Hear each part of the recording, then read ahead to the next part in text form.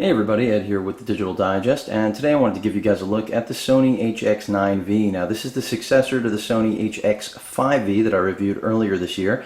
It's priced at $349.99. You can find this at Best Buy, Amazon, any of the big retailers. But it is in short supply now. It was originally slated to launch at the beginning of May.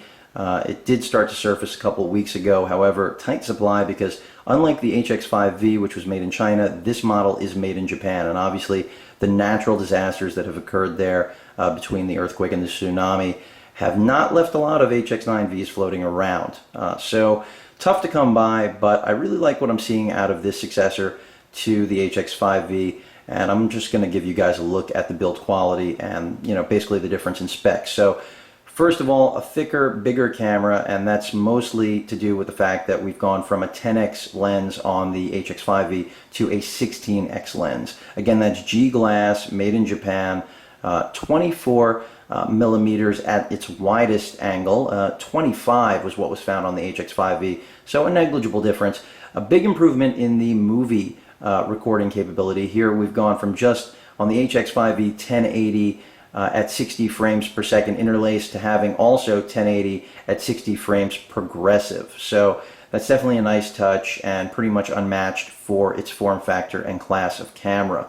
They've also added this rubberized grip, which was vacant from the HX5V. Just a little bit more attention to detail, definitely a good thing. It's got a 16.2 megapixel sensor, unlike the HX5V, which had a 10.2 megapixel sensor. It'd be interesting to see, what kind of quality difference there is. They are both based on the Exmor CMOS sensor, so same technology, but slightly different sensor itself. As you can see, they've added their proprietary port there for the party dock. That was vacant from the HX5V. You've got a tripod mount. Obviously, here is the battery and memory compartment.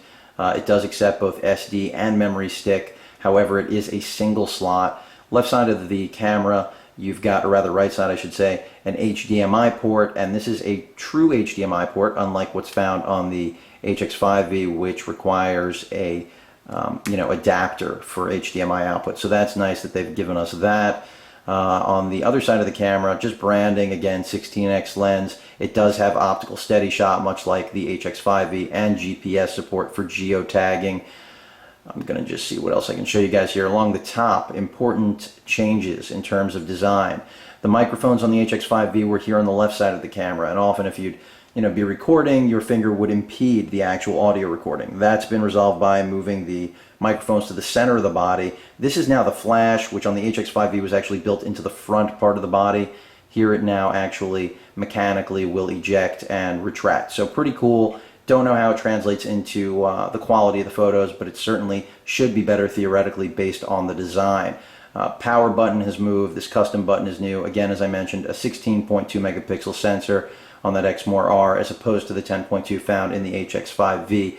Everything else pretty much the same. Your zoom toggle feels a little bit tighter. Camera seems pretty quick to focus. I can tell you guys that right now out of the box, just in the short amount of time that I've had to play with it.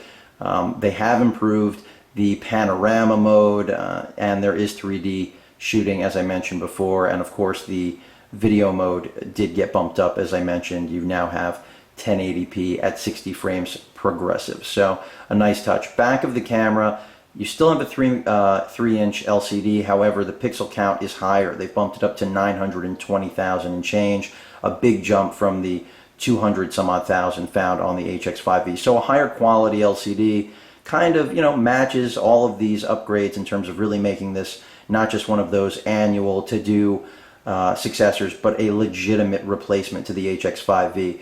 Movie button a little bit smaller, moved. They did give you a thumb rest here, which I like. Again, just more attention to detail and realizing that, this really can become your all-in-one camera. Anyway, any questions or comments, please feel free to post them. And of course, as usual, guys, please feel free to subscribe. Later.